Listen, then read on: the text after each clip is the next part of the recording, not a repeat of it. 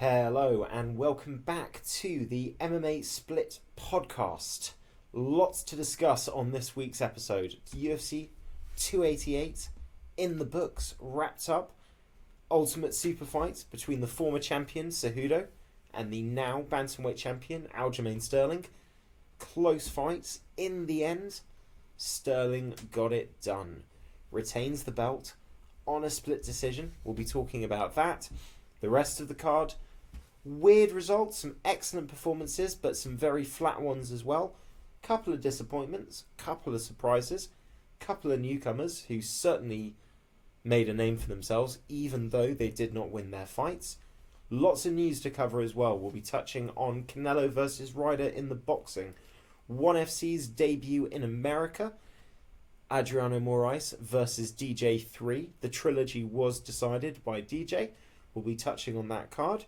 And lots of news to discuss as well, with arrests, attempted murders, deaths, and lots of other news, all in the MMA world. I'm, of course, Matt, your host, joined by host and producer Josh. Like the content, guys. Subscribe if you're not subscribed. Comment on the videos. Not so many views recently. We're going to be trying to pick that up. Crack on with some new subscribers as well. Fortunately, lots of content to do it. Josh, I think we got to start with the main event. Yeah, man. Judging was a bit weird on this one, but Judging was weird on the card. yeah, I did give this one to Sterling. They were close rounds though. Close fight. First 4 rounds, first 3 rounds in particular for me. Yeah, really close fight. I guess we kind of talked about it in the pig show. How much was Cejudo going to have slowed down, and how aware of it was going to be? It seems like he's in fantastic shape. I mean, coming out of retirement and doing 5 rounds, no easy job. That's crazy. I thought he looked great, man. Yeah. So I assume he's been training at a really high level for a long time, getting ready for this. So he knew where he was at. He was a little slower. I don't think he was slower, man. I don't think there was an issue with speed. I do think, and I don't think there was an issue with his age at all. I'll pass this back onto you now, but I do think more of it just felt like ring rust, man. It felt like for those first 3 rounds, he wasn't really comfortable, truly comfortable in the striking range. I think in grappling he looked okay, but there were a lot of times he landed and the old Cejudo would be following up with 2 or 3 more strikes, and he didn't quite have that comfortability. That was always going to be a problem though, because of Sterling's size, awkward kind of striking approach. Some of the stuff he threw, it can catch you off guard if you try to stay in too close. Also, the other thing with following up too many shots does mean you kind of give him an opportunity to take you down and kind of work from a top position. So I can kind of see the strategy in it. I didn't really see it as ring rust. I did kind of see it as like a speed thing. Just times where he didn't feel comfortable getting in and out with those extra shots, or there were opportunities there and he was kind of going for them, but just everything felt a little slower than the Cejudo before, which to be expected. 3 years out, 36, you don't get faster, so it probably is a bit of ring rust as well. I did see it more as just trying to stick to a strategy of not getting too far in, not getting too greedy with your combinations, and I think even peak Cejudo was going to struggle a little bit with the range and the striking of Sterling. So I do think we'll kind of go through the fight round by round in a second, but my takeaway from this is I do think if this fight happens 3 years ago, Cejudo comfortably wins. But I feel like a lot more of that I would credit to the difference that Sterling's made in those 3 years, rather than too much of a drop-off from Cejudo. So let's talk about the fight. Obviously, I feel like size did play a huge factor in this. Cejudo was a 125er. Yeah. He was never the biggest 135er. Sterling is at the other side of that, and it certainly felt like his height, his weight, his reach was able to negate a lot of technical deficiencies that he had comparatively to Cejudo. So I'll be honest, I think pound for pound, even after Saturday night, I think Cejudo is a better fighter and a better mixed martial artist than Sterling. But and listen, a lot of people think he still, even with that, was able to do enough to get the win against Sterling. I kind of agree with you. I feel like Sterling won this fight. I am a little bit more partial to strikes than grappling. And I felt like Sterling, through the majority of the fight, was able to outland Cejudo pretty comfortably. But I can see that a couple of the rounds were close. So let's kind of talk about this. Round 1 starts. Cejudo gets an easy takedown. Very easy takedown. I mean, I'm thinking at this point, if he can take you down that easily, this could be a really bad night for Sterling. And I thought Cejudo was winning the first round. However, to Sterling's credit, he was able to get that takedown of his own, get the clinch, take the back at the end, steal that first round, and kind of get a lot of the momentum. Second round, I thought Sterling did a great job with the leg kicks. I thought his kicking game in general was really, really good, going to the body, going to the legs, just chipping away at Cejudo and just getting points. In the second round, though, he started to get a little indecisive on the feet, and there were just opportunities where, you know, he was giving Cejudo too much and letting Cejudo back into the fight. I agree with that. But yeah, I did like when he was being decisive and going for it, though. Yeah, he was giving Cejudo problems. I felt like he let the second round get closer than it needed to be. Well, I feel like Cejudo actually won the second round. I scored the second round to Cejudo because I thought he was able to pressure. He was able to kind of get on the inside. I think he landed a really nice knee when Sterling went for a takedown in the second round. Yep. He was able to land very clean. I think that's one of the factors in this fight as well, is it did feel like Sterling was just kind of touching him with a lot of strikes, whereas Cejudo was able to land cleaner when he did get on the inside. But it was hard for him to get on the inside. Third round, I felt Sterling won it. I know that there was a lot of negative, there was a lot of takedowns that didn't land. There was a lot of periods where he was kind of like in a grounded position. You don't score takedowns, so in the same way, like you don't score like defending a takedown. Yeah. It's what damage or submission you could threaten in that process. Even if you take someone down, like even if like you hold them down long enough for it to be more than a change of position, they don't actually score it unless nothing else happens. Like that's not even like effective grappling. Like. But yeah, like I the point you're making is that this stuff doesn't matter. And I'm coming in hard, doubling down on that. Like that stuff does not matter. And Sterling outstruck him in the third round. So I had it for Sterling. I did think though that none of the judges after 3 rounds would have it 3-0. I thought whether or not you gave the first 2 to Sterling or you thought it was 1-1 after the first 2. You'd give the other one to round 3 to the other guy. So I thought most of the judges would have had it 2-1 to Sterling at that point. Maybe 2-1 Cejudo, but I really didn't think that judges would have given him both round 2 and 3. Turns out I was wrong, but we digress. Round 4, I just thought Cejudo couldn't really get on the inside. I thought Sterling was able to do what he needed to do to win that round. I know there was a takedown at the end. I think it was right at the end of the round for Cejudo. But I didn't feel that was enough to clinch it for him. Yeah, it doesn't really score anything. I felt like Cejudo did some good damage in the fourth. I haven't gone back and rewatched it, but I scored the fourth for Cejudo. FYI, we're not doing round by round for every fight. It's just relevant for this one because of the scorecards. We're not doing this for Bilal Muhammad versus Gilbert. Yeah, and I got to be honest, although I disagree with the scorecards, and we'll get to it when we talk about the 5th round, but I did feel like the fight was close enough that like if they'd given the nod to Cejudo, I wasn't going to be like it's fucking bullshit. No, I disagree with it, but it was close enough. Like very competitive fight. 5th round, Cejudo came out like a guy that thought he was down and needed to at the very least try and end the fight or certainly win that round convincingly. I thought Sterling looked like a guy that kind of felt like he was probably 3 rounds up. Yeah, but also.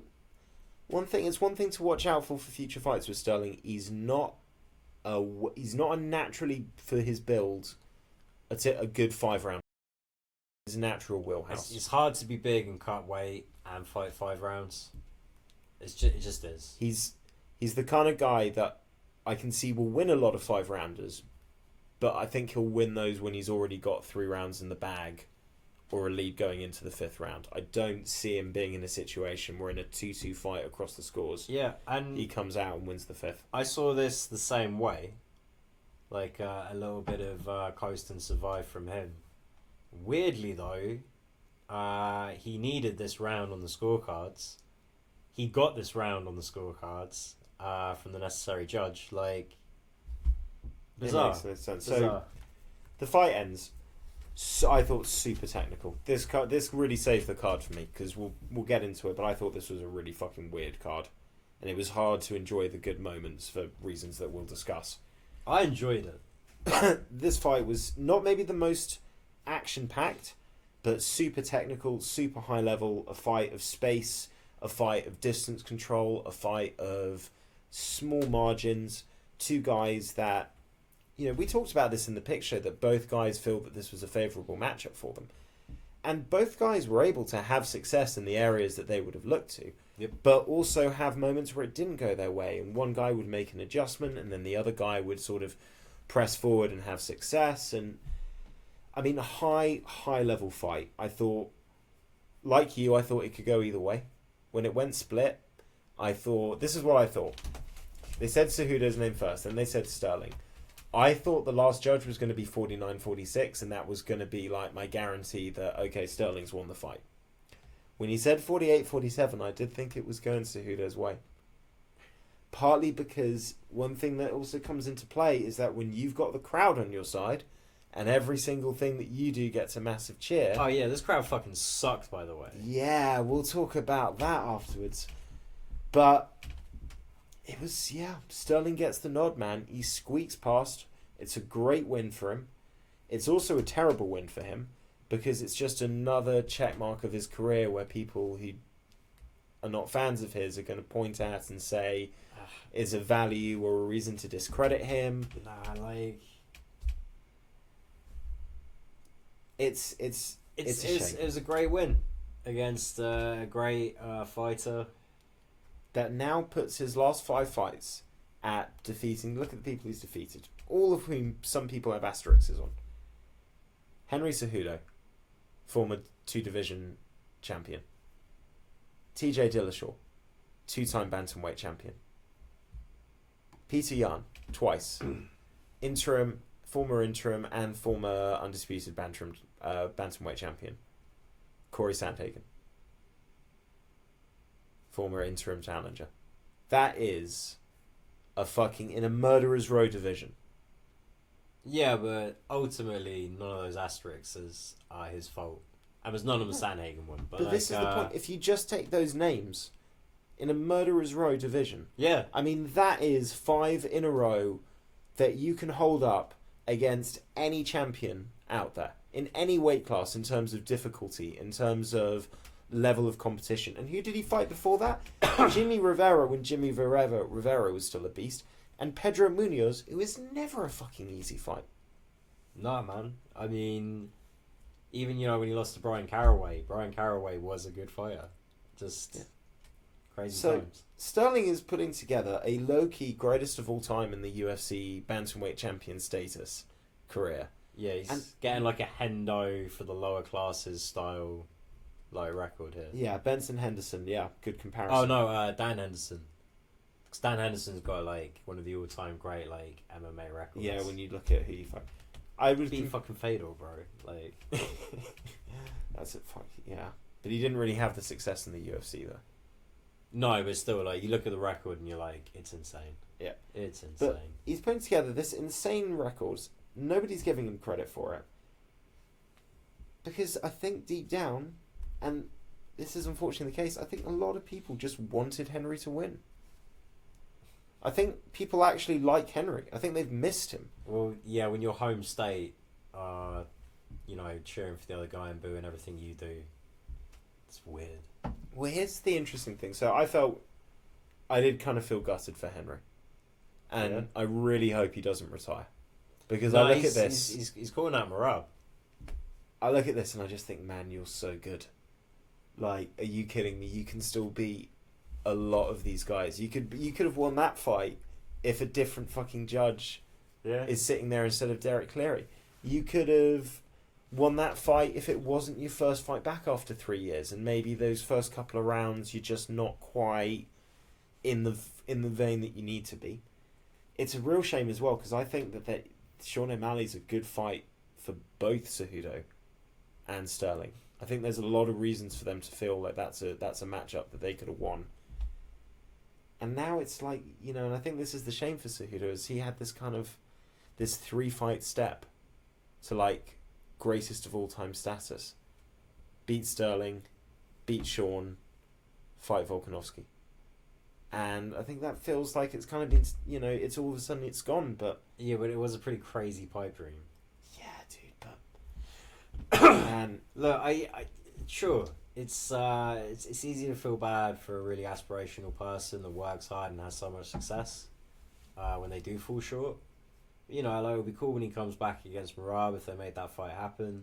I mean, why not? Because like, who the fuck else is Merab going to fight? It will sell. So that's a good point. The O'Malley fight, I guess next man up. Dana said like if Merab wants to take the fight, then he can jump the queue, but he's not going to take the fight. Let Sean get the shot, man. It's a big name. Sterling will make a lot of money, and you know what? It's a really, really fun matchup. But yeah, I just came away from this thinking like, man, you've got two guys here that are just so elite in different areas. And in a weird way with Cejudo as well, I think people missed him when he was gone.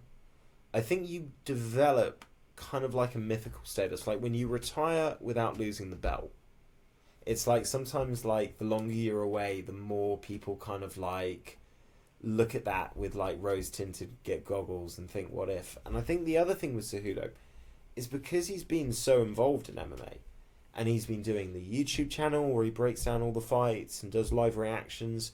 And obviously he's done so many coaching sessions with guys that have had like dramatic improvements in their performance. You think like he's worked with John Jones before he wins the belt against Cyril Gane at heavyweight. He worked with Weili Zhang for the second Rose fight where she looked remarkably better. Worked with, I mean loads of people where we saw dramatic improvements after working. Helped Davison Figueiredo win the belt in the trilogy against Brandon Moreno. So like helping the most elite guys improve their performances, I think kind of... with Paulo Costa too. Paulo Costa's won every fight since, which is one fight against Luke Rockhold, but it still counts. No, they were with him for a while. Oh, because it's Eric Albarazin, isn't it? Yeah. Well, listen, Costa's an odd animal, man. Okay, these guys aren't miracle workers. I'm just playing devil's advocate. Okay, they worked with a Korean zombie as well for his fight against Volk, but it's like they couldn't make that fucking like. Well, no, you can't win them all either. But your point stands. They're doing a lot right.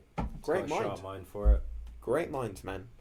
And that's another thing I thought with this main event. You looked at the teams and you've got like Eric Albarazin, their whole training team that they've put together. And then on the flip side, you've got Ray Longo, Matt Serra, Merab in the corner, Ally Quinter.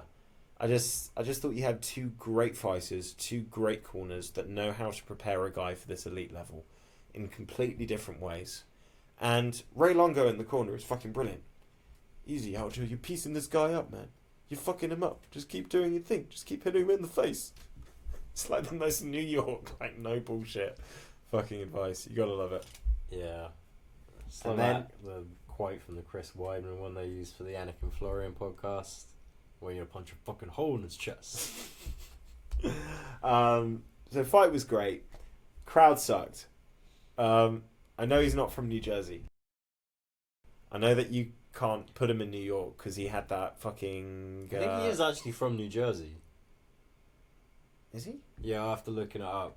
I mean, I knew they if kept he's saying from New tri-state Jersey, area, if he's actually from New Jersey, if he's actually from New Jersey and he's still got booed by his home people, then somebody needs to have a harsh word with New Jersey. It's like everyone knows New Jersey sucks. New Jersey does suck, man. We all saw The Sopranos. Well, New Jersey's just a shit fucking place, man. It desperately wants to be part of New York. It wants to be part of New York so fucking badly that it's let both New York teams have their fucking football stadium be in New Jersey, but they're still called New York because they understand how fucking shit New Jersey is. What a fucking shit stain it is, okay? In its own shitty fucking state, because they don't even want to be attached in the same state as that fucking shithole. State. Okay? Alright. It's disgraceful, man. How do you not cheer your home guy, the man? crowd He's a fucking champ. sucked from the get-go. It was just a shit crowd. Just a really shit crowd. Jets, you're still going to suck with Aaron Rodgers. Yep. Alright. Daniel Jones is overpaid. You can't franchise tag Saquon Barkley. That's evil. The Knicks suck. We need to move on. Though. Okay, sorry. I know. It's alright. It's we started a little late today. It's my bad, and I get caught up. Oh yeah, Derek Cleary scored the last round for Sterling. This makes no sense. I hate how the judging got there. Yeah. It's bullshit. It's absolute bullshit. Like, I think Sterling won the fight, but the math and the way they got there is wrong. Okay, enough about the main event. Co-main ended up being kind of frustrating. It's heartbreaking, man. Bilal Muhammad, Dorino, Gilbert Burns tears his shoulder in the first round. By second round, wasn't throwing it anymore. And No, he wasn't just not throwing it, dude. By the end of the second round, Gilbert Burns had completely mentally defeated himself. yeah. So, like, take nothing away from Bilal. Bilal, like, looked great considering the circumstances. I loved the comment before the fight where he was like, he thinks he's catching me on short notice. The thing is, I knew I was going to have to take a short notice fight, so I've just stayed ready. Like, he hasn't caught me short notice. I'm like, he fucking looked like it wasn't short notice. Yeah, and Gilbert Burns... Okay, we got to put the injury aside. First rounds, let's be honest. Do you not think Gilbert Burns looked flat before he tore his shoulder? Yeah. Yeah. And I think it's almost kind of not the reason that he tears the shoulder, but the reason that it's even like kind of possible for it to happen is that he just he looked like a guy that was praying for an early night, you know? He looked slow. Yeah. Didn't seem on the pace. Wasn't setting his shots up well at all. Was slow to react to feints. Long before his shoulder tore. It was just... Well, there's some things like staying really active and turning fights around very quickly. Like, there's a reason fighters don't stay Cutting in weight. training camp shape all year long. It's because your body breaks down. Like, the fatigue that you're going to develop. It's 2 weight inevitable. cuts in a month. Yep. And even if you're not cutting a lot, it's still... This Gilbert Burns is 36 years old. Yeah. That's not... When you're younger, I think you can get away with this. When you're 36... Well, when you're younger, you tend to be fighting at a slightly lower level as well, so it's Well, you like say a bit that, more but- forgiving, and it's probably not being scheduled for 5 rounds. Put it This this way, was- Adesanya's 33. And not that he has to at this point in his career, but I honestly think he could fight 3 times in 5 months.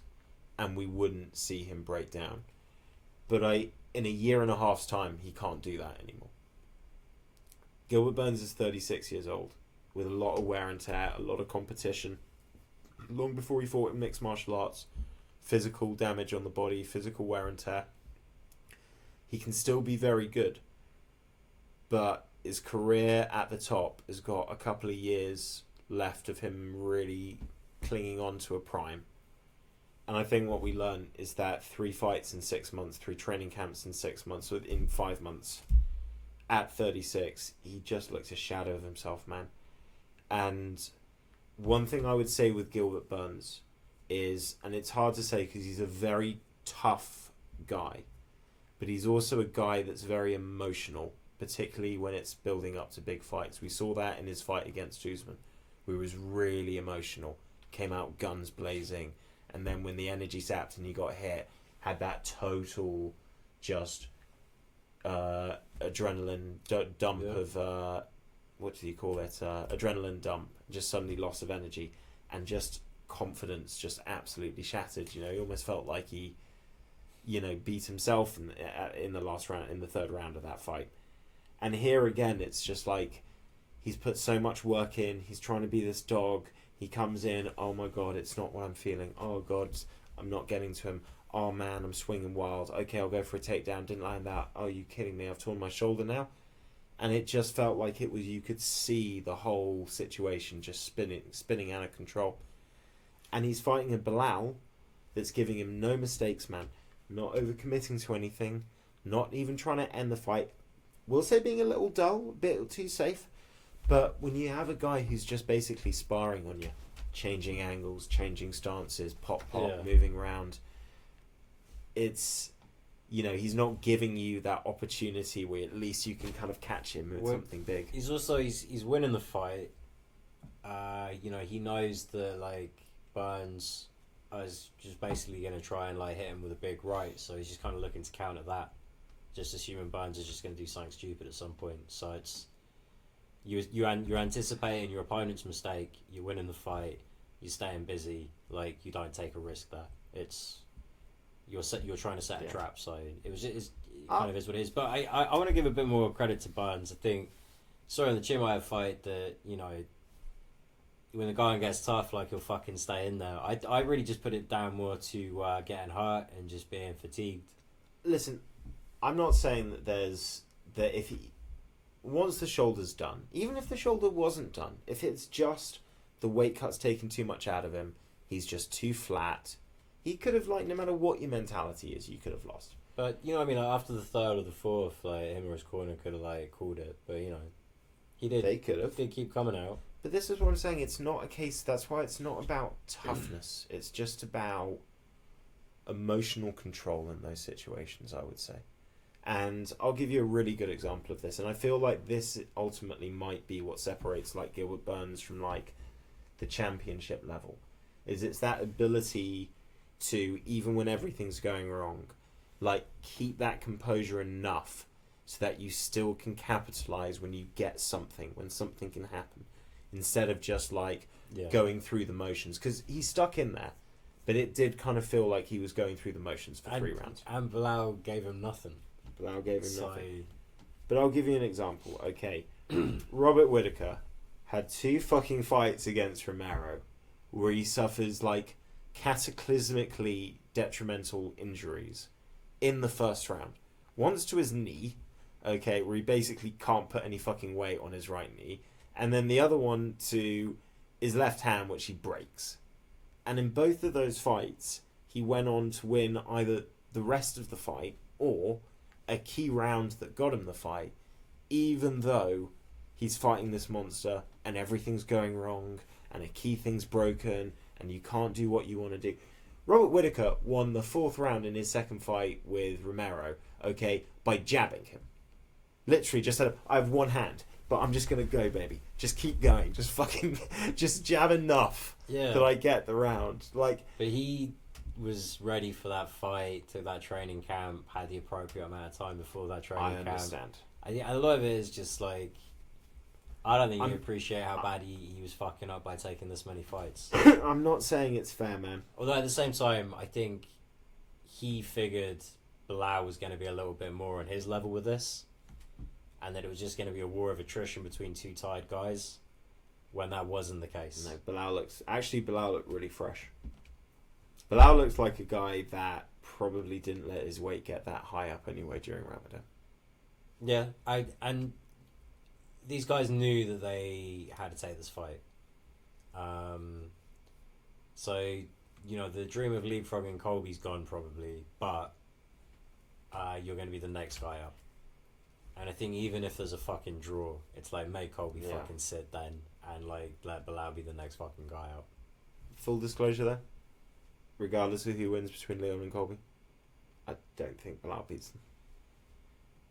Nah, but I mean, like, it's gonna be cool. I love Bilal Muhammad. Listen, he's I've been fun, a fan man. for a long time. It's gonna be awesome. He's gonna get a title shot. Embracing being the villain a little bit, He's turning always heel. fucking Bilal, man. Like, you know, you can never really count him out. Listen, he'll give you an honest fight. I just feel like I haven't seen anything from Bilal yet that makes me think like he can bridge that gap. In the same way as I suppose as we have to say the same thing with Burns at this point, which is a real shame because I fucking love Gilbert Burns. whereas I have seen this from Leon Edwards and from Colby Covington, and I've seen Leon fight Bilal, and I know that there's circumstances, but it wasn't close. Yeah. Okay. But on the night, it doesn't matter, and we've seen if Leon tears his shoulder in the first round, Bilal's not gonna fucking throw the fight away. He's just gonna take it nice and easy. This is also true. Okay. I better not jinx that, touch wood. Touch wood. Come on, Rocky. Feature fight, Andrade. This was like my dead cert. Her and Drew Dober were my dead certs of the night, which shows that I know fucking nothing as I go 500 on my picks. This is another one I got wrong. Got the main event wrong, got the co-main event wrong, got the feature fight wrong, because Yan Xiaonan really schooled Andrade. With good movement and straight punches against looping punches. Or just not shitting her pants when your opponent starts fighting like a crazy person. Yep. Just a beautiful hook on a lady that was trying to throw her face in the opposite direction as quickly as she could. The second she started rushing in with her face up, I was like, this is a really bad idea, and this kind of feels a little bit like the Wei Li Zhang fight. What is it with her and Chinese fighters that she just thinks she doesn't have to worry about them? Because the only other time you see a fight like this is if she's got a girl hurt, or if she's been fighting with a girl long enough to know that she has no respect for the power coming back, and that this girl's like ready to break.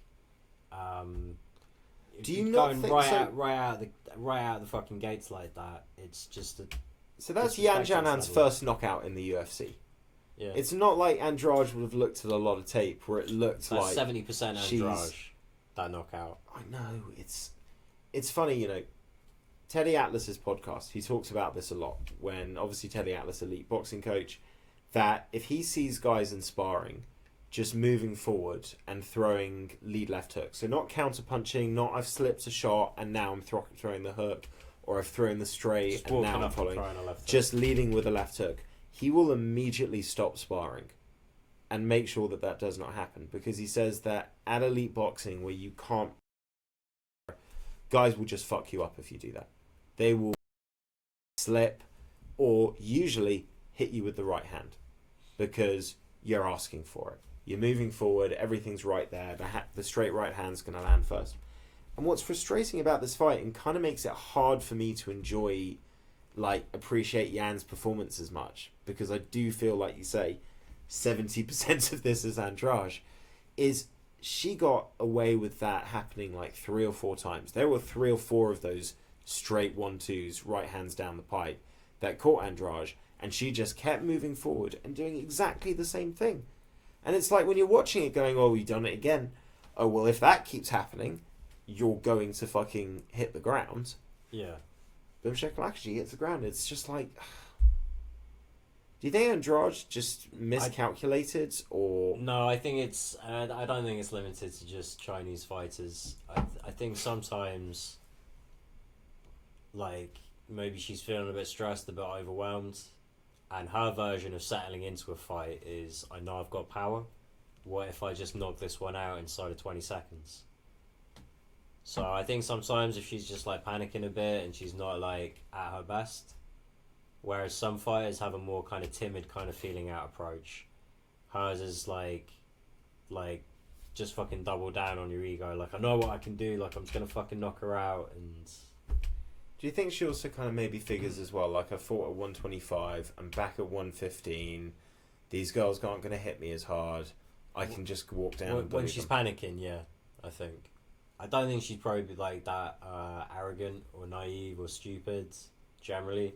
But I'm talking about, when I'm absolutely shitting my pants, I start running my mouth. We all have this thing where, when we're shitting our pants, what we kind of default to.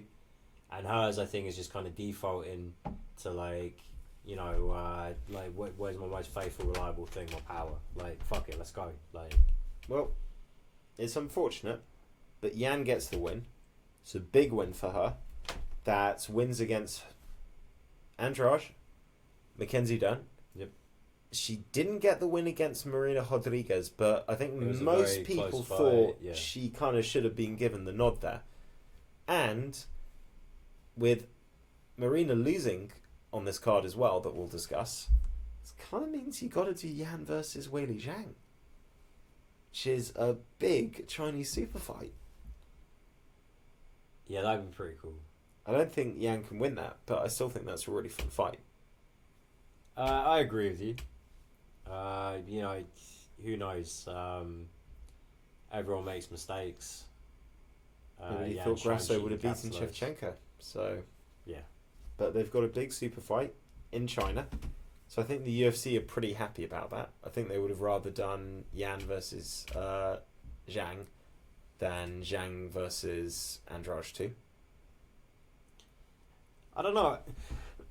Excuse me. I think for the Chinese market, either sells. And I think Andrade brings in a few more neutrals. Not a lot, but a couple. Yeah. Overall, I think it's still really fucking cool, and I'm sure it'll be great for like the marketing and everything. Everything should be a bit easier. You know, you got two fighters that can do interviews in like Chinese. I'm assuming they both speak the same Chinese. I think most people speak Mandarin and something at this point. I'm not sure. Correct. I think it's mostly in Hong Kong that they speak Cantonese. Either way, big win for Yan. Potential title shot. Andrade. We're going to talk about this when we talk about some of these other fights as well. Every really good performance for me is marred by the other person just being very weird and flat. So obviously we've discussed Gilbert Burns. This one's fair enough. Burns, I feel circumstance. Not saying it's his fault, but I'm just saying it takes something away from the performance from the other person. This one definitely was like Andrade just came out and shit the bed. That's just a very bad performance from Andrade. I'll give you that. The other ones also I feel. Well, I mean, the biggest shit the bed is Crone Gracie. Yeah. We won't talk about that. Let's talk fight of the night first. Diego Lopez comes in on like a week's notice for his UFC debut to fight an undefeated monster. I thought he just did fucking brilliantly, man. Oh, he came close. He came very fucking close. Armbar in the first round was almost there.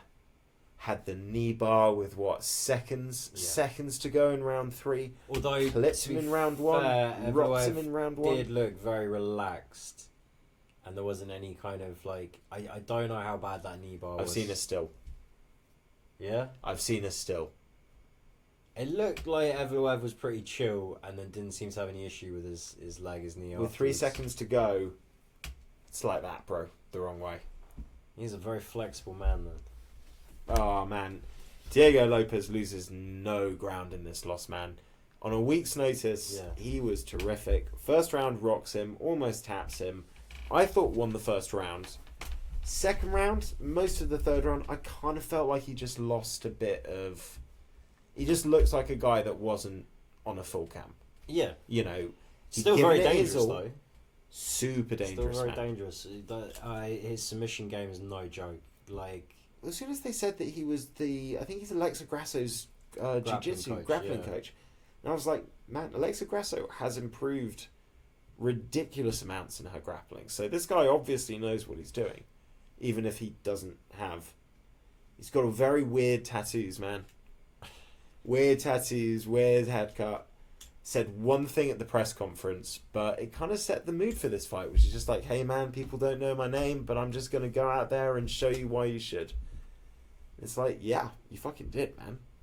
On a full camp, that guy could beat a lot of featherweights.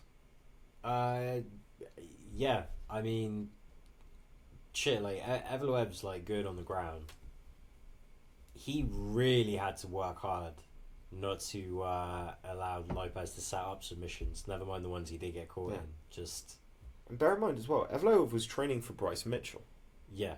So it's not like he wasn't... I mean, that's a guy who was as prepared as he could have been. That's what I was going to ask. Like, who would you take over Bryce Mitchell and Lopez?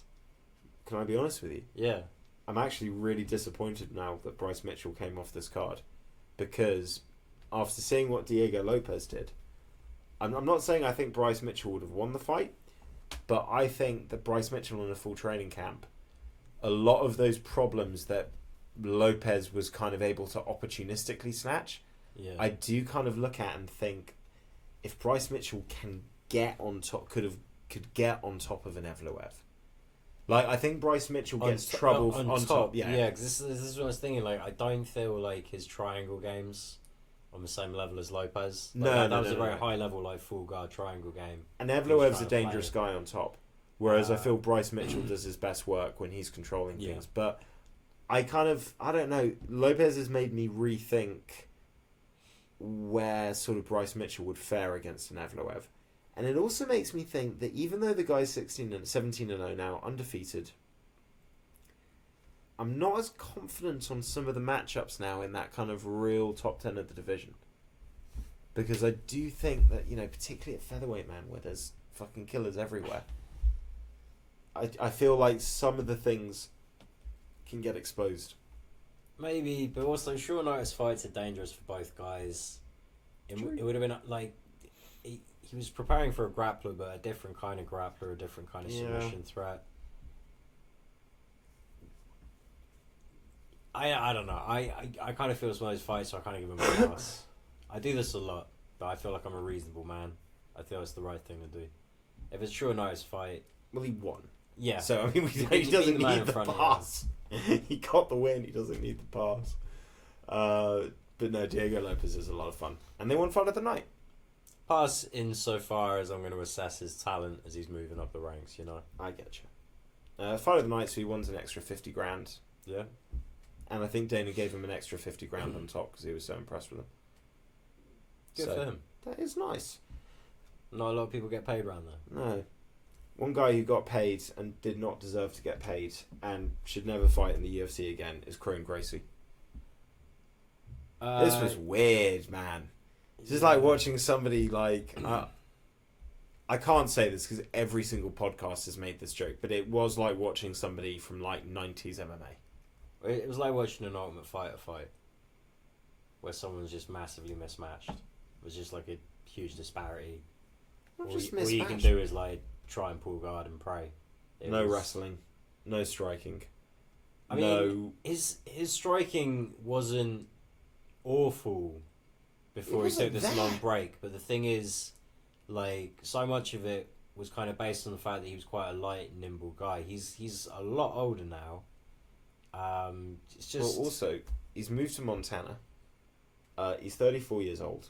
Not a single person he prepared for this fight with was part of any of his teams beforehand. Not any of his jiu-jitsu teams, not any of his first 6 MMA fights. It was just random people in Montana, basically. So it was a payday. Well, that's the other factor. So I was thinking his contract wouldn't have been that big because he came in 2019, was a guy that was 4-0. But here's the thing. From what I've heard, the Gracies don't get into the octagon unless they're getting paid because they know that their names carries weight. So this is Josh Thompson's podcast. This is his record estimation. But from what he knows about the Gracies, probably at least 100 grand. I mean, he came in from Bellator, I think. We can double check. check. The other thing is, like, even if it's not like a huge contract, I imagine he probably gets more like invitations to do like seminars and paid gigs and shit when he's like being active and when he's got fights coming up and win or lose, like after he's like just had a fight. I just think like when you've just had a fight and someone sees like a flyer for like Kron Gracie UFC fighter, it kind of triggers a little bit more than being like, oh yeah, like a few years ago, is he still on the roster? Well, also it's the Gracie that he is as well because he's Hickson Gracie's son. He's from like the most elite lineage that you can get. Obviously had huge accomplishments in... Yeah, and he did look a decent MMA fighter. He fought in Ryzen. But put it this way, he would have signed in on a good contract. I think he just showed up for the payday, man. 4 years out, probably thought, I'm 34. I need to take a fight soon. Or eventually they're going to start offering me fights. And I've still got some fights left in my contract. It didn't look like he was prepared with anybody that has any understanding of what modern mixed martial arts is. And he's fighting Charles Jourdain, who's got a black belt. It's not the same level of black belt, but it's a black belt that means he fucking Well, knew when it you was- pulled guard. He had his hands like this, like no mistakes, That- no screw ups. It was beautiful. Yeah. That's how you expect a black belt to deal with that. I just felt bad for Charles Jourdain, man, because he's hearing the boos of the crowd. He knows it's not his fault, but he's an entertainer, man. He's a showman. That's what he is. He wants to put a show on. He's on the pay-per-view. He hasn't been on a lot of pay-per-views. He's on the main card, and all he wants to do is put on a show. But he can't, because every single time he starts doing anything, this guy just pulls guard. And then he's like, well, now I have to be fucking disciplined and not be reckless and fucking mind my P's and Q's. That was a real professional fight from Charles. Reward him. Give him Edson Barbosa. That's an awesome fight. I don't know if he wins that fight, but it's a good fight. Today, like now, yeah, I think he could win that fight. Edson Barbosa now. After he landed that knee on Billy Quarantillo, I'm second guessing everything, man. Barbosa. Yeah, Okay. Jourdain's decent though. He is. Prelims will run through, but we got to talk about this. Matt Frivola steamrollered the Dober. Yeah. The Great White Hope is dead. I mean, I thought Frivola came out with a really, really good game plan. Stay busy, get an early lead, disrupt, frustrate, and he comes in loading up on shots. If he's fighting from behind trying to rescue the rounds, maybe he's going to get a little emotional, fight a bit recklessly, and you can just time that counter. It's exactly what fucking happened. Dober fought like a bit of a muppet, man.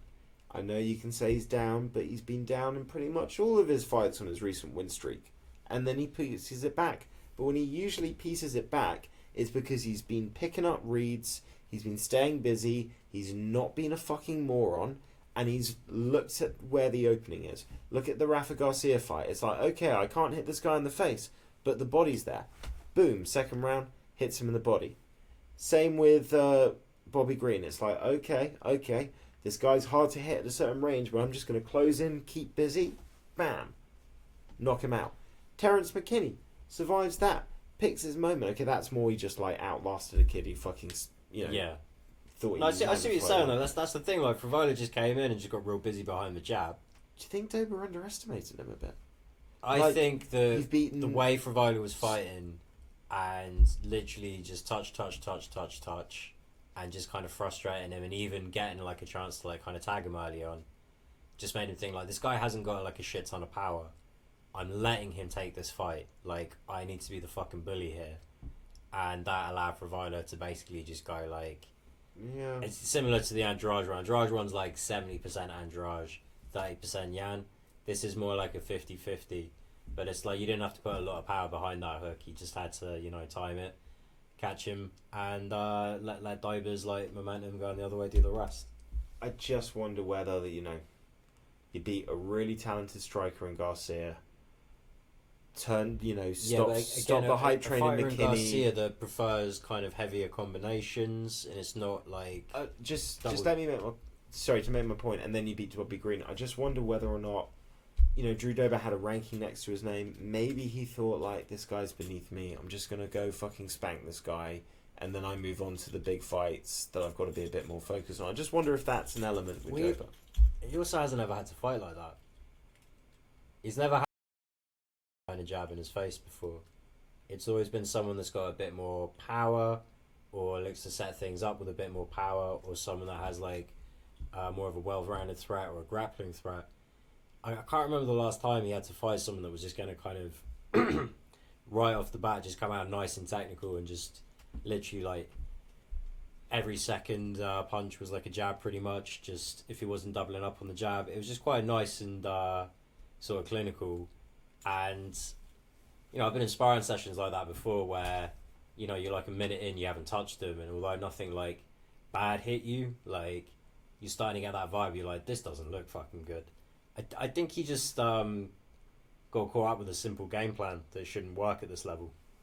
I think Frivola just kind of got under his skin a little bit. Mm-hmm. And yeah, it did lead to him kind of taking things for granted.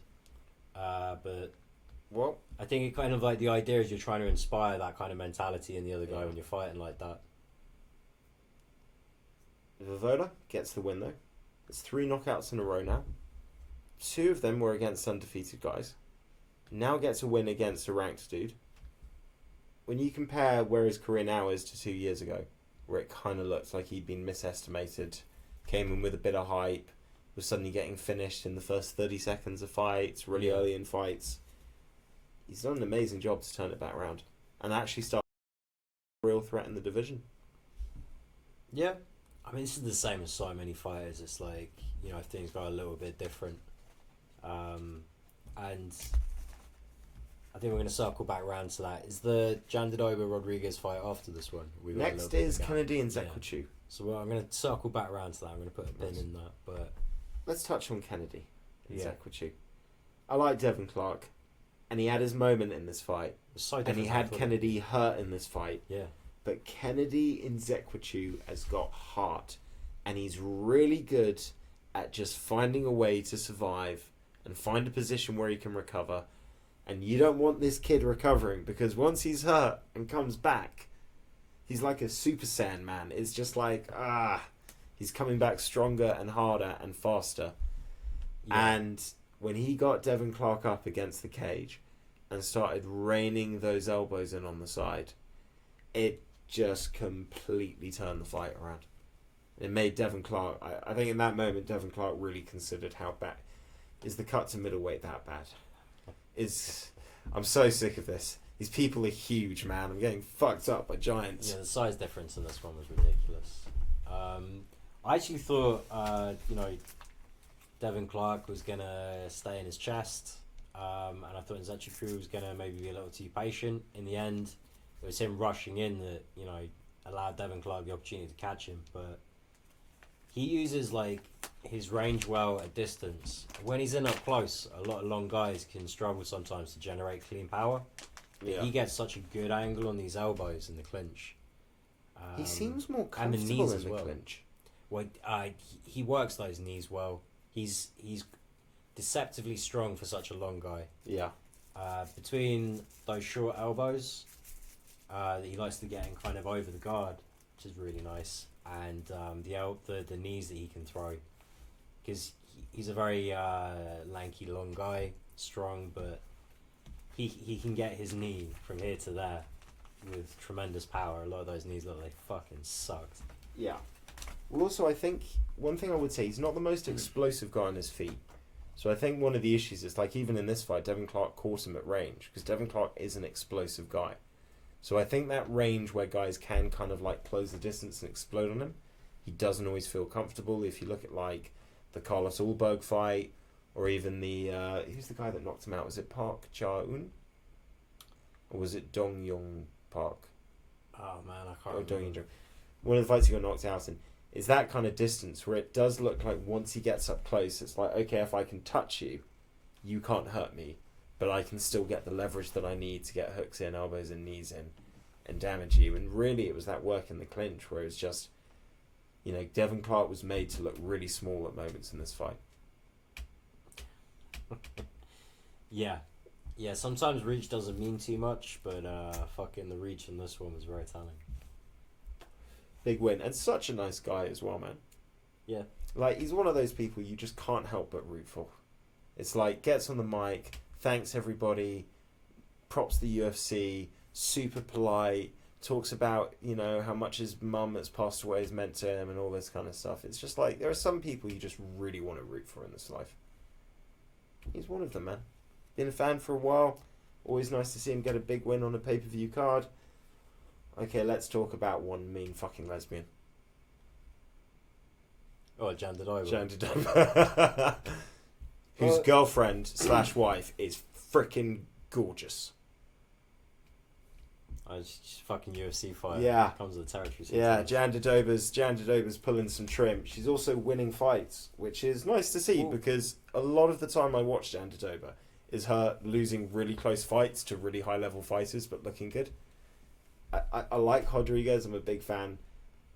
It's kind of nice to see Gina finally beat one of these good fucking fighters, and it's nice to see her actually not just die in terms of energy levels and output halfway through the second round, which is usually her MO. Well, yeah, so I'm just going to quickly circle back around to what we were talking about before. Sorry, and you had a I'm point. going to quickly give you like my sort of assessment on where this fight went wrong for Mahina, but so similarly to like how like on any given night, you know, your career can be made or derailed. There are fighters at the top levels. They get the opportunity to kind of skip out on constantly having to fight these always a threat. Like they're never like, you know, kind of like the Bilal Muhammads of the world, where you're like, is he really gonna get a title shot? Can he really make it count? Like Jandadai was one of these that are like on any given night can play spoiler because that's just her skill set.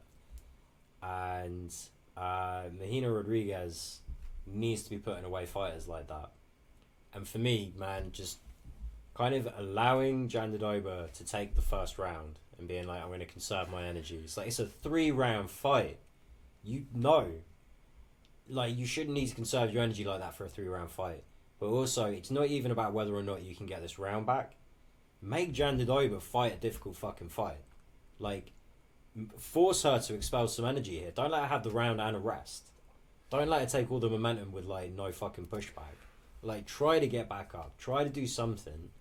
If nothing else, to let this like girl know like I'm in this fucking fight, because she didn't really show up until the 3rd round. Well, this is an issue with Marina, unfortunately. Lost the first round in exactly the same way. Lost the first 2 rounds against Carla Esparza in exactly the same way. I think she drew that fight or lost that fight. Either way, it was once she gets down, she doesn't show a willingness to get up. First fight against oh god, what's her name? Amanda Hebas. Okay, gets taken down in the first round. No interest in getting up. She wins the fight by knockout in the 2nd round, so it doesn't matter. First round against Mackenzie Gunn, exactly the same thing. Taken down, no ability to get up. Improves. That was a 5-round fight. So she had enough confidence to know that she could put the other rounds together, and Mackenzie started tiring out and she was able to take advantage. The Michelle Waterston fight, that was a 5-round fight. She gets taken round in I think the 3rd or the 4th round. Same thing. She's down for the whole round. Now again, she had a lead by the time that takedown happened, so you're not stressing out in the same way. Okay, I get back to doing what I do. But this is a problem for her. When she gets taken down, she just makes the decision of, oh, I've lost this round. And she can have good takedown defense. Like, she can generally improve as the fight goes on. But the issue here is that... It's when it's in a position where your legs are wrapped, it's like, keep stuff in the head. Keep trying to get one leg out at a time. Don't try to pull both through at the same time. That was dumb. But some of these that were earlier in her career, 5-round fights, still stupid. Still stupid, but I can understand if you want to pace your energy for that 4th round, for that 5th round. But like this one was just like, you need to be winning this fight. You need to get back on track. Like, you can't give a second away in the fight, really, let alone be like, we're close to the end of the first, like, I'm going to stop trying to get back up at this point. It was just very frustrating for me. You also have to look at who she's fighting. Like, Gina always gets tired out. She sprints, it's all energy, it's all tense, and she's great for about 8 minutes, and then there's a clear drop of energy. But you have to get her to work enough in those first 8 minutes. You throw away the 1st round, and then you kind of do the same thing in the 2nd round, and you kind of let her win a round where she didn't really have to push herself. And then you see the 3rd round, and Jin is a completely different person. All of a sudden, she's there to be hit, and you're landing, because she's used that energy up. Yeah. But you've left it too late, because now all she needs is that one takedown. She's going to fight. Yeah. This round be damned. Well, also because now you're fighting needing to finish rather than just needing to win the round, which is a whole different animal. It's poor for Marina, and she has to improve that element of her game because she is a good striker. But she's fantastic. She can be a really good... She's beaten some great people, man. And if this is a 5-round fight, she probably wins rounds 3 and then goes on to win rounds 4 and 5. But it's a 3-round fight. You've got to be good in all facets. She wasn't. She ends up losing the decision. Right. Let's run through these final fights because they're not quite as important. Kalen Williams, we skipped over him. Oh, okay, well... he did not win this fight. I didn't have him winning the fight, but the second and the third round were kind of close. I thought Bedoya looked awesome, man. Yeah, he did, and it's a tough ask. You know, this guy hits hard, and he did well to kind of stand in the pocket and kind of pick him apart where he could. Chaos Williams' style will give him the odd result that he doesn't deserve, because when you burst through with those flurries, it gives the perception that a lot more is landing than quite often is. He only landed something like 25% of his strikes attempted in the fight.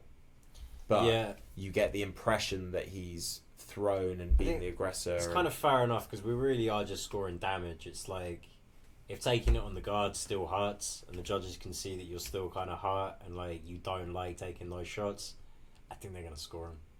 I know. But a lot of it didn't even land, is my point. It's not about taking them on the guard. Oh yeah, a lot of that shit was wild, yeah.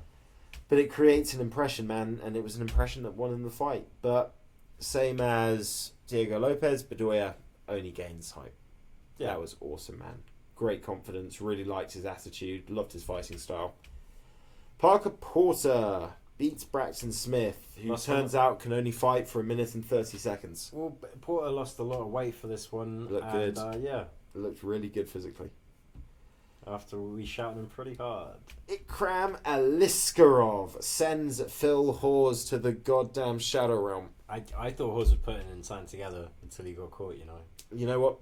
I don't think the 1-2 was nasty.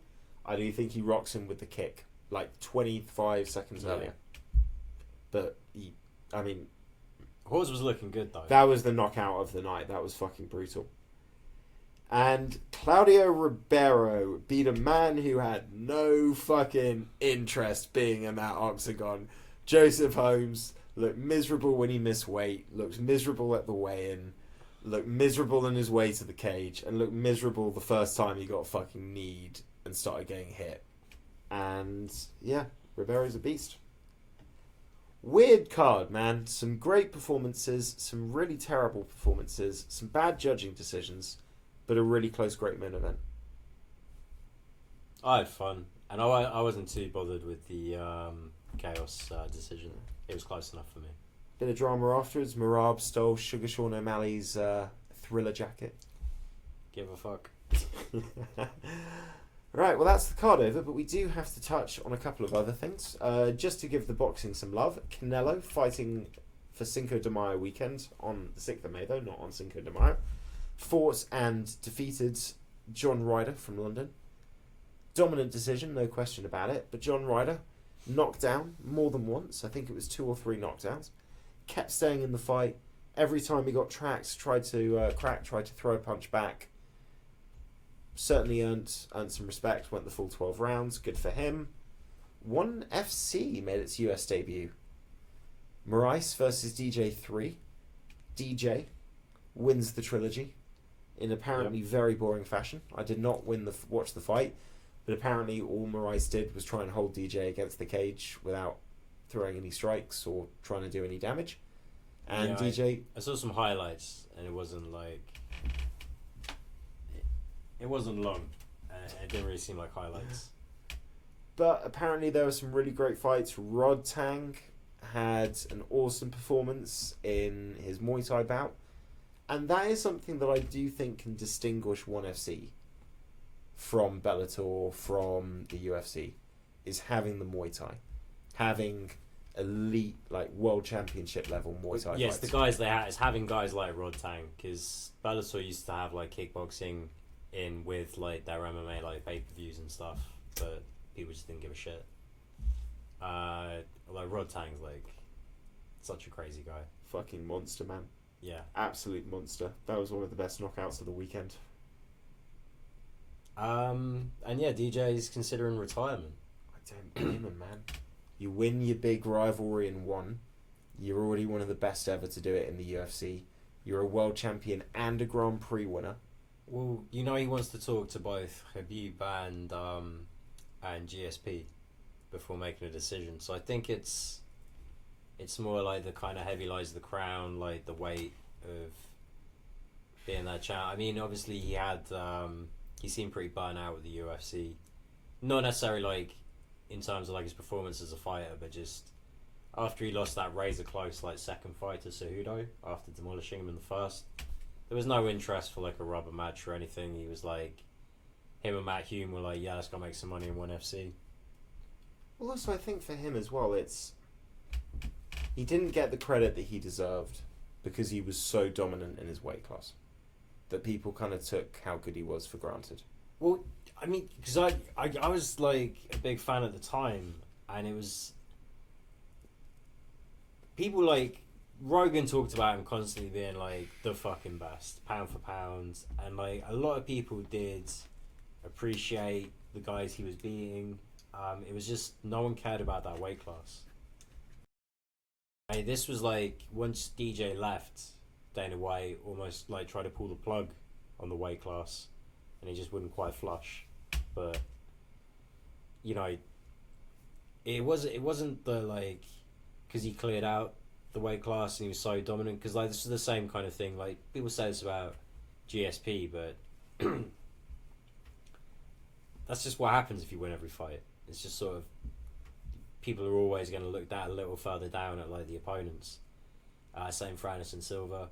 But with DJ, it was just like if he'd been at 45 or higher, like people would have cared a lot because he was at 125. No one gave a fuck. But do you know what makes his one run even more impressive? All of this, his one championship, the trilogy against Moraes, the Grand Prix win when he first went over there. It's all at 135 pounds.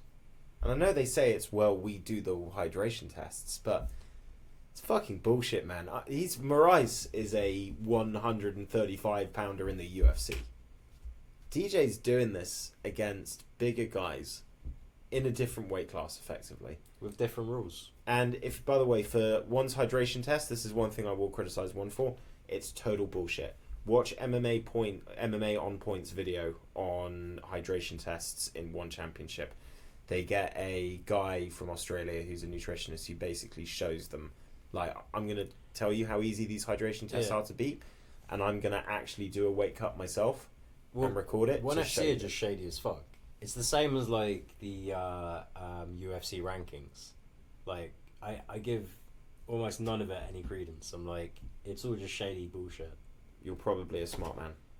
I'm an idiot. I am an idiot, but, like, everyone, like, there's plenty of weird shenanigans with ONE FC. Where's the money coming from? The rankings and everything, just so fucking dumb the way they do it. But that is a conversation for another podcast because we have other news to touch on. Not all good news. It has been a weekend of deaths, arrests, car crashes for many people involved in the UFC. So let's take this through an order of seriousness. Tony Ferguson crashes into a bunch of parked cars drunk. Flips one over. we're going least to most serious. Yeah. Okay. I was like, this is not the one I'd start with. No, yeah. least serious. One guy hospitalised, probably in Tony Ferguson. Yeah. Nobody died. Yep. Wrecked Cash Gotti's Benz and refused to do a field sobriety test, which is never a good sign. 9 out of 10 times means been drinking. 100%. So Tony Ferguson going through one of his dark spells, or certainly making a mistake. Masvidal's dad arrested, charged with attempted murder for shooting a man with a gun. Not a man who had a gun. He had the gun and shot a man that he was arguing with that we don't know if he had a gun, but it doesn't sound like he had a gun. If he had a gun, he didn't shoot it first. And shoots this guy twice in the chest. Non-life-threatening injuries. So it's not murder, but he's been arrested for attempted murder. What we know is that Masvidal wasn't there because Masvidal arrived at the scene shortly afterwards. The police have no interest in... He's nothing to do with it, basically. But it did happen at his house. Now, here's where it gets interesting. I believe Masvidal's dad is a resident at Masvidal's house.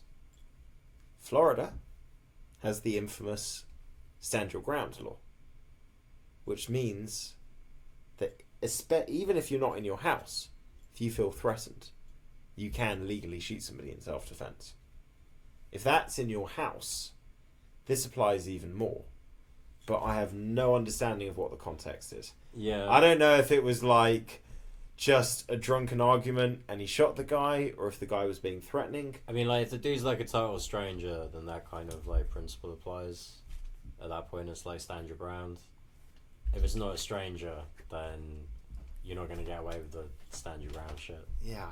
But very shortly after Masvidal's retirement, and with his own court case still looming, add another one to the add another situation to the pile, man. It's very unfortunate because I believe his dad spent about 10 plus years already in prison. Fuck. And is an old man. So I don't know what the context is, if he's just shot the guy because, I don't know, for some stupid fucking reason, then listen, he's going to have to face the punishment he does, but it's just, it's a shame, man, you know? Yeah. If- I kind of reserve judgment so I know what's going on. Because if it's like a total fucking stranger home invasion thing, it's like, hey, did what you had to do. It doesn't sound like it is. It sounds like they got in a domestic argument or an argument of some nature, which makes you think that it's somebody that you're at least acquainted with if they're in your house. Yeah, I mean, if you care enough to shoot him. That's fucked, man. Fuck it. Alright, anything else in the news? Philip Cajares died. Felipe Colares. Rest in peace, bro. That was the most serious one. That was I saved it for last because I'm not. No, it's just there's no order of seriousness what order it goes in. But like when you start out with Tony Ferguson, I was like, wait, I've just assumed that we started with the most serious. And I don't No, think we got it started right. with the least. Rest in peace, Philip Colares. And on that note, we will see you for the pick show later in the week. Thanks for watching, guys. Bye, Dave. Bye, Laurie. Bye, Laurie. Bye, Teresa. Bye, Dave.